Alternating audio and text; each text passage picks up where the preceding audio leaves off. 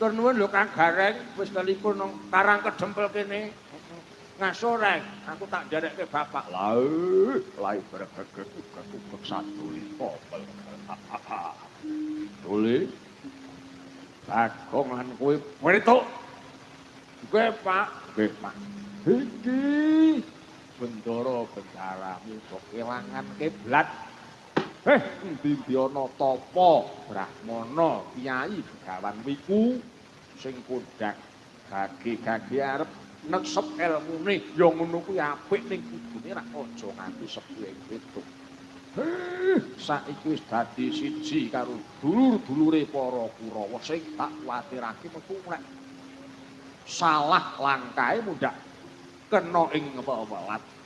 Mula aja nganggo kesuwen.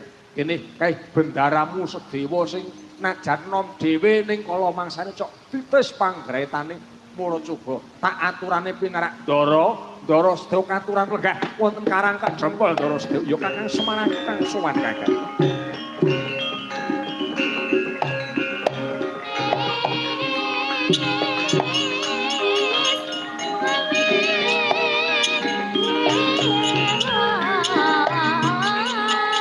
Mangga.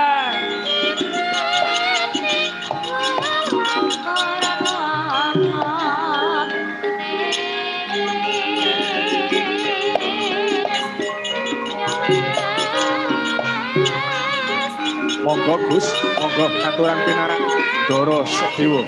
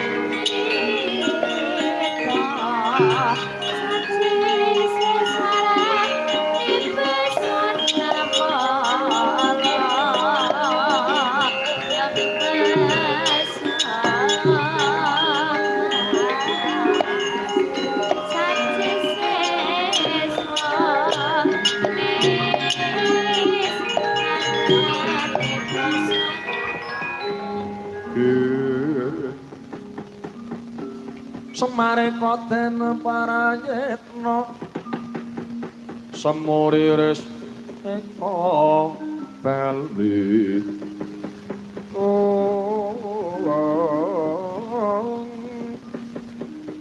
titiyan nika ento yoni kilar-kilar samedyan latar.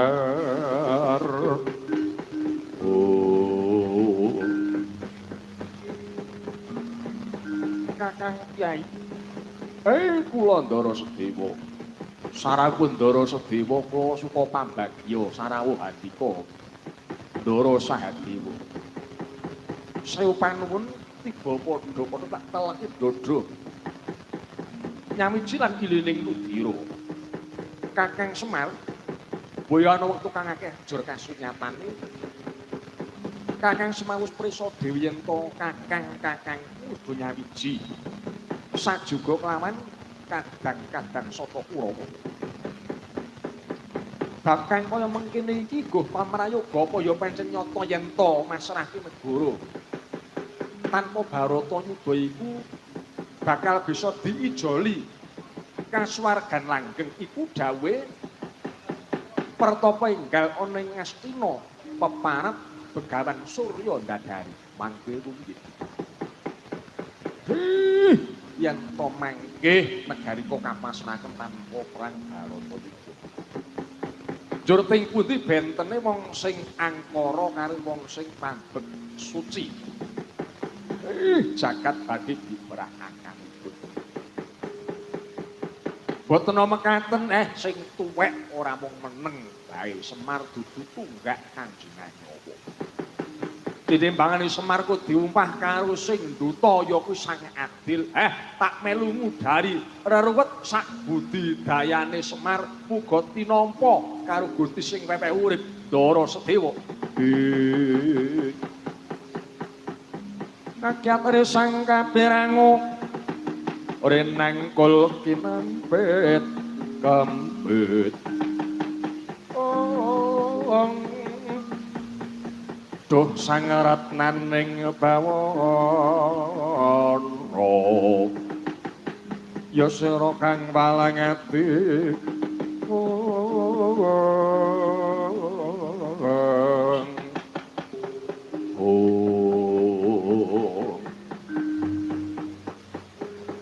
mandeng pucuking grana Kilurah Semar Badranaya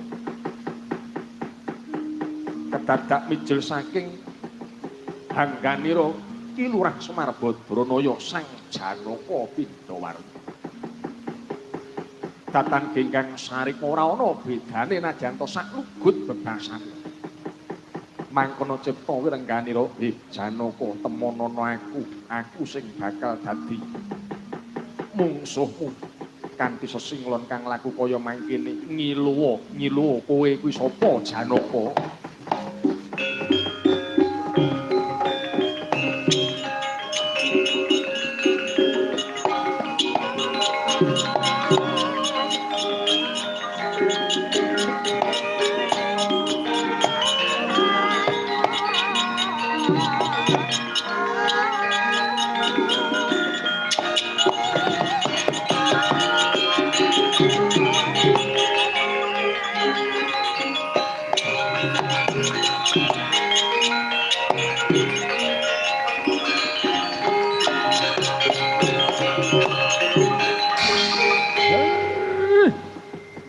Nyono babar pisan dadi kaya ngene kahanan. Ing atase mung saka suri sing semelehno kuncunge Semar lah kok dadi ana pepetan sing saemper Ndara Janaka. Nika mangawat-awati kula tak neges karo dewane. Yo matur nuwun Kakang Semar.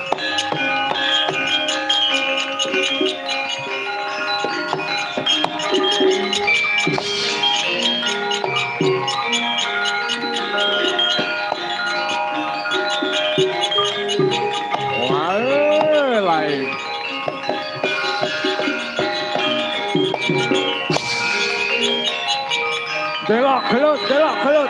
Ayo.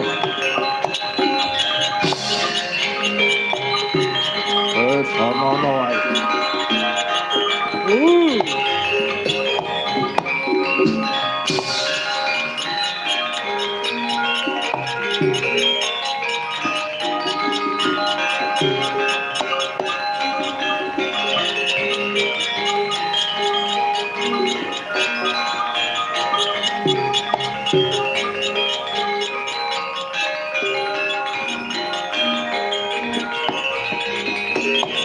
Dewa Batara.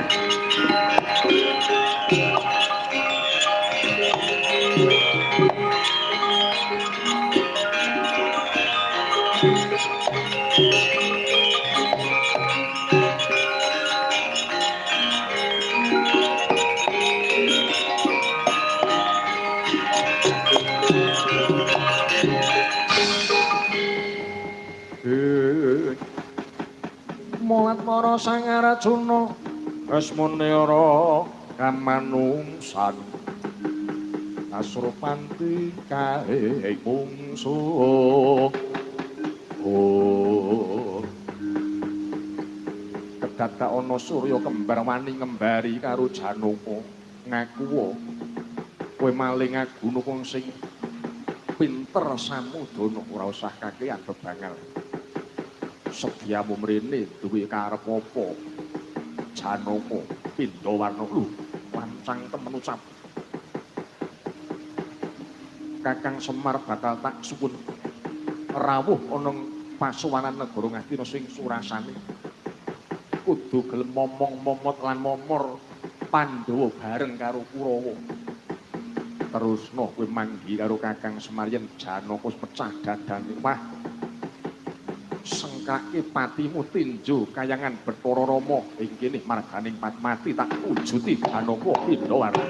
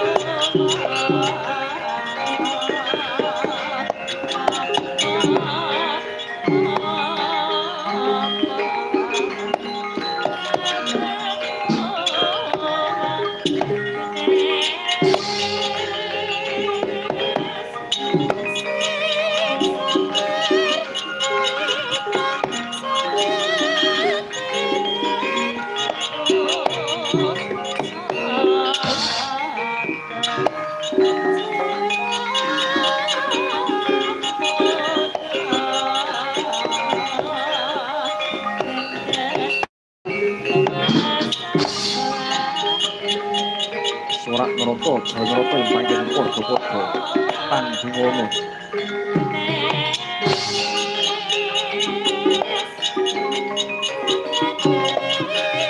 Morang tata lan sang patrapu ngembari karo Satya Madukara.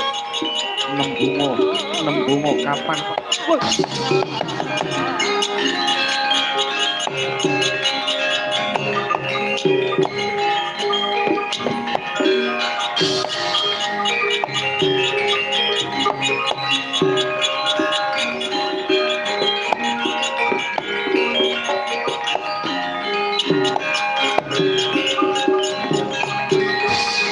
ora memper yen wong karang kedempel pamer kasudidyan yo sak tuwa-tuwane Janaka tuwa kowe Kakang Semar katerangan kowe ora gelem momong Pandhawa bareng karo Kurawa dadi atur mersane Rama Kyai Lekang Mas Werkudara.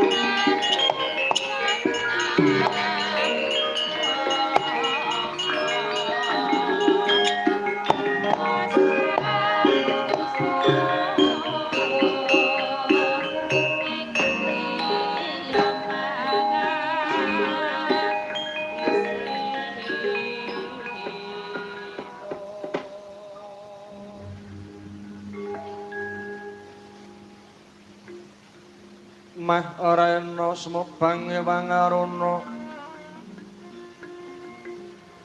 katinetrane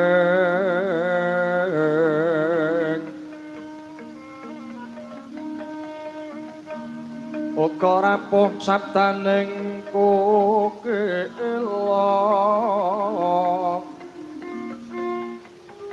rengkane kara saketer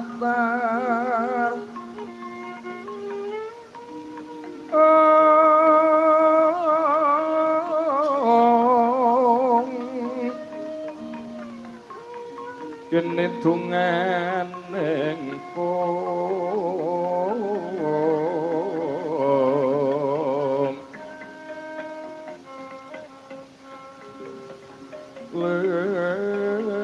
rawa sing wingi panca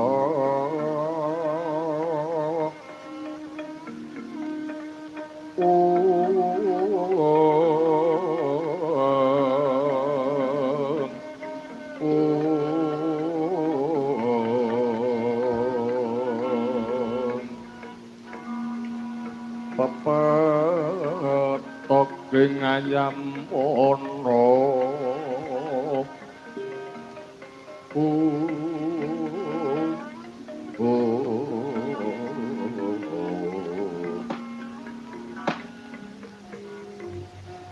Ungeh juala gelisah kayu palu buat ulun rahayu saidenging bawana jagat rat pramila Boya bakal samar ing paningalun ulun mriksani wayah ulun Dwarawati mangadhep kanthi tawang-tawang tangis Narayana boya dadi kejot raos sing galih jeneng kita ulun piji matura kanthi trawaca Narayana aduh ulun swanpun kepayah amung nedya angsung bekti kanthi sembah sungkem punjuk sandhaping pepodo tiyang ulun padha paweneh wis ulun tampa pangestuning ulun kebat kita tampa tresna saengga jimat melawana daging kanjuanan ulun putu ulun pujang para kresna iki satata lungguhmu banjur apa darunaning galih jeneng kita ngadhep ana ngarasaning ulun tanpa ulun timbali duh ulun ambokne sampun dumugi titiwanci ingkang payah menika boten kiyat nyandang tanggel jap ingkang sumampir wonten pundhak kanan kelaman kiri. Kasuduk sumangga Jojo malah kepara prayogipun sendal mayang kula trimah pungkas tulis lan gesang kula. Wis kok. Tresna. Ora banjur kaya bocah cilik kang dadi penemu lan pemanggih kita. Ana apa ing Maracapada kedadak sira darbatur kang kadi mangkunu. Pedah menapa kula nyepeng kitab perang ageng peranging jagat Barata Yudha Jayabinayu. Jer kasunyatanipun samangkih wenten pertapa ingkang sayekti wijang ing elmu. Boten badhe kirang ing sesorepan, boten badhe lokak ing kawicaksanan. Dene Brahmana menika peparab Begawan Surya Dadari. Sampun netepaken bilih para kadang Brata Pandhawa lan Kurawa samiya tetunggalan. Manunggaling Parasa Budi Karasa temah netepaken bilih negari kapasrahaken tanpa perang Barata Yudha. Ujaripun nedya pun ijoli kanthi swarga langgeng ing alam tembe wuri. Menapa menika boten ateges dunungipun Kresna wonten Madyapada menika tanpa guna. Yen to mekaten trimah kula sinendal mayang kula ngudi dhateng pejah kula gugat swarga langgeng pepintanipun gesang kula ing alam kalanggengan pun.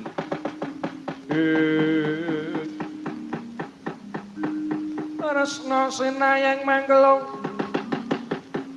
pangrukmining cakranira kang kumitir mijelane ngasta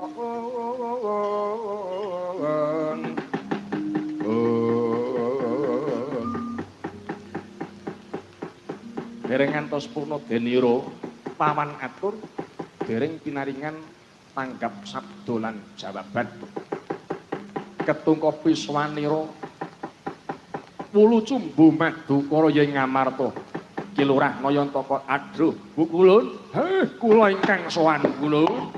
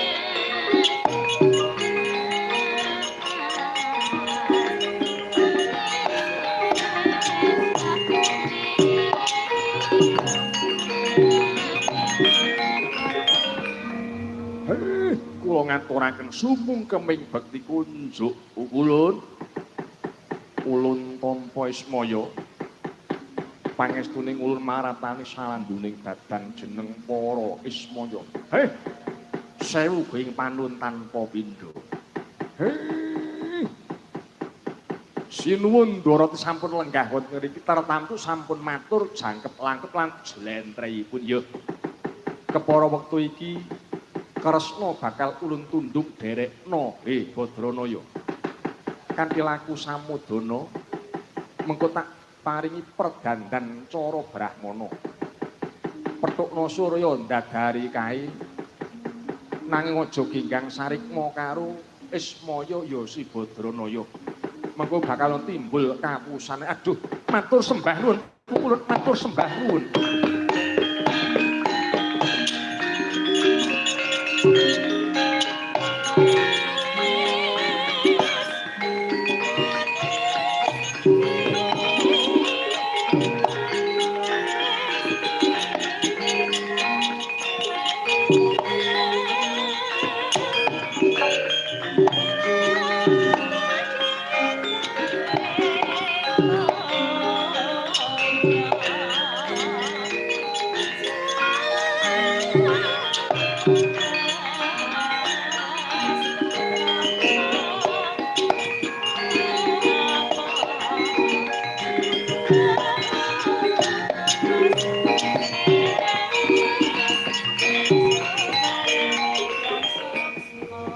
Dewayan nontono ngaprang mangemba-embaning parang pamuk sawela gringging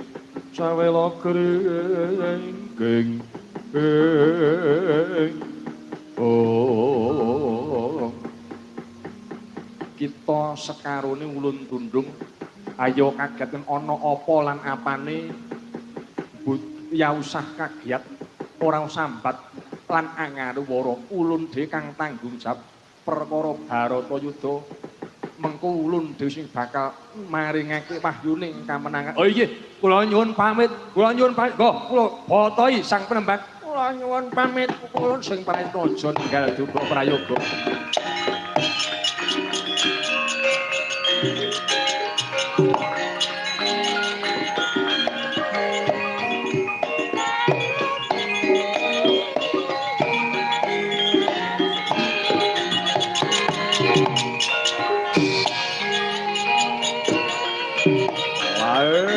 lain.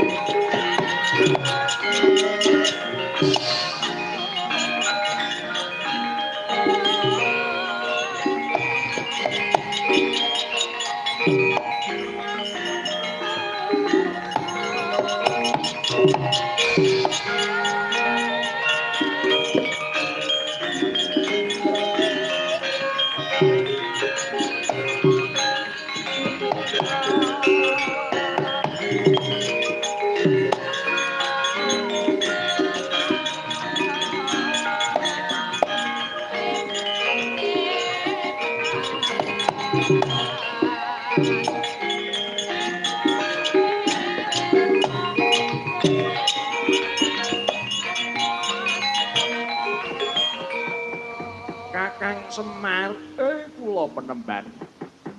Agi wae metu saka kayangan undaran Dirbawana kok wis geleng-geleng kae sing dadi mungsuhe aku karo kowe. Kanthi laku Malik tinggal ayo Kyai. Nganggo laku Malik tinggal tak jangkai sapa sejatine Begawan Surya Ndadari aja tinggal gelanggang saka payung.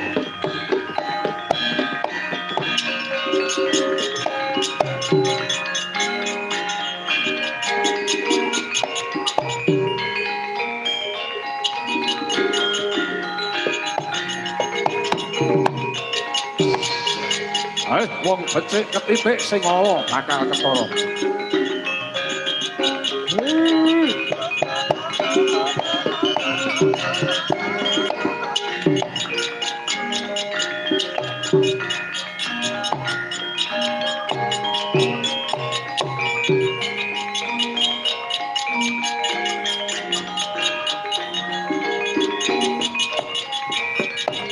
Oh, aja mlayu kowe Surya Ndadari.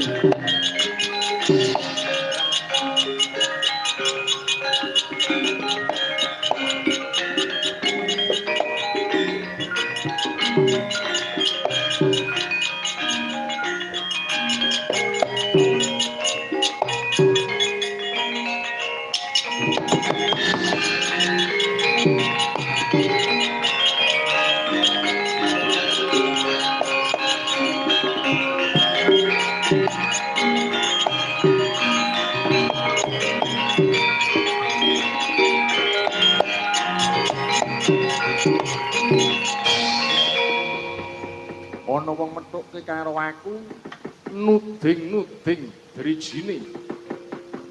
Kaya banget ora ngomongake karo aku. Sapa kang dadaran? Begawan Sukma Lelana. Kowe Surya Ndadari ngaku.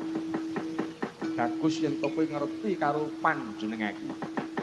Sediamu nepis ana negara Ngastina ana wigati apa? Yen to pancen kowe bakal momong Pandhawa karo Kurawa kena. Mbok rukunke kena ning negara Ngastina ora dipasrahke karo Suyudana. Banjur kersamu sing piye Penemban Sukma Lelana. Muridku maliunan tanpa hitungan mongko aku kandhang langit kemul mega tanpa dongko tanpa dulung.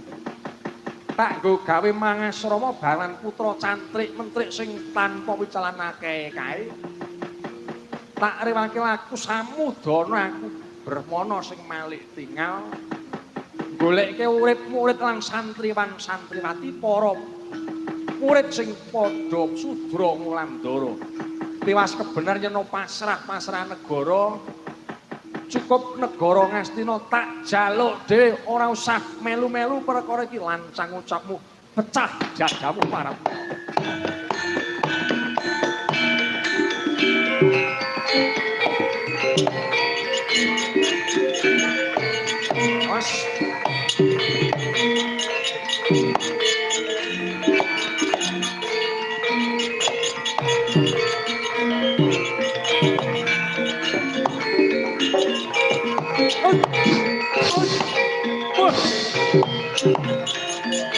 Ngejak pirang dina Begawan Surya Ndadari.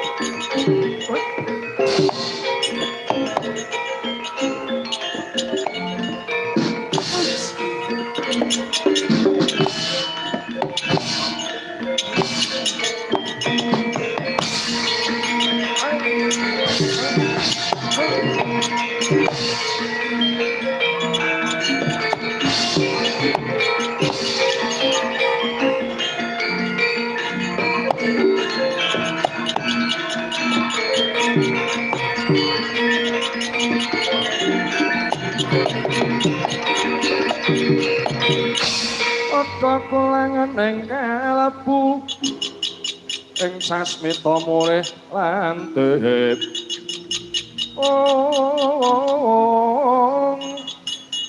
aja picur mangan Indra kaprawiran kang kaesti kancanging kondo padha timbangi padha bantri Brahmana kalih rinegem sangsaya seru brol ndrojoking puneng sarira badhar jantring wujud tetungguling para aksara pukulun Bathara guru kadyat kang samyawan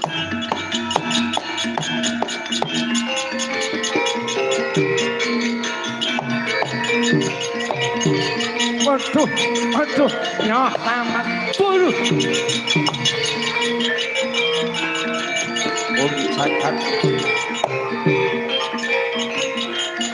Jagat dewa mangestupa.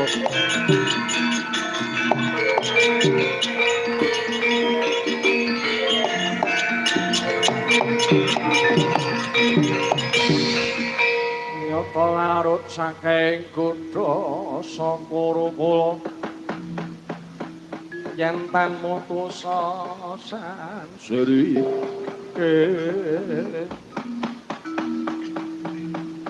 kita wong sing lancang keluwih-luwih durung tate ana titah Mrecapada sing wani naracak ngrayang marang mestakaning mulun lah kok jebul kita wong sing bondo nekat sugih kendel bondo wani pewalat apa kang bakal kita tampa tibane Trisula mbuh dadimu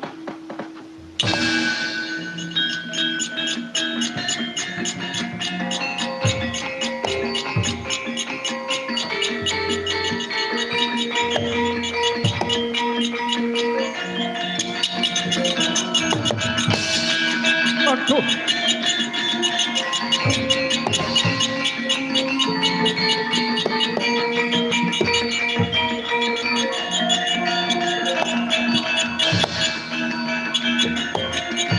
kita Bathara Kresna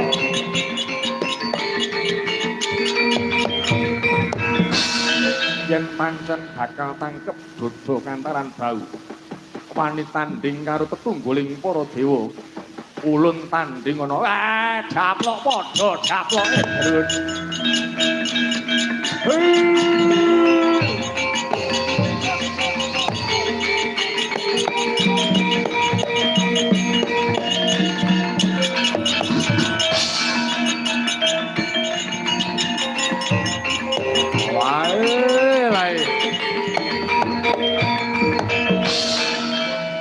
kaya ngono kuwi ora biyen ora saiki wong sing seneng adi kang adigung adiguna adi kang dupeh kuwi wong gedhe bandane akeh adigung peh kuwi wong trah kusuma adiguna sipate naga sing peh mandi upase Bathara Guru Manikmaya pirang-pirang lakon kuwi margai dredhah pasuane tandhimu diampun Kakang Semar.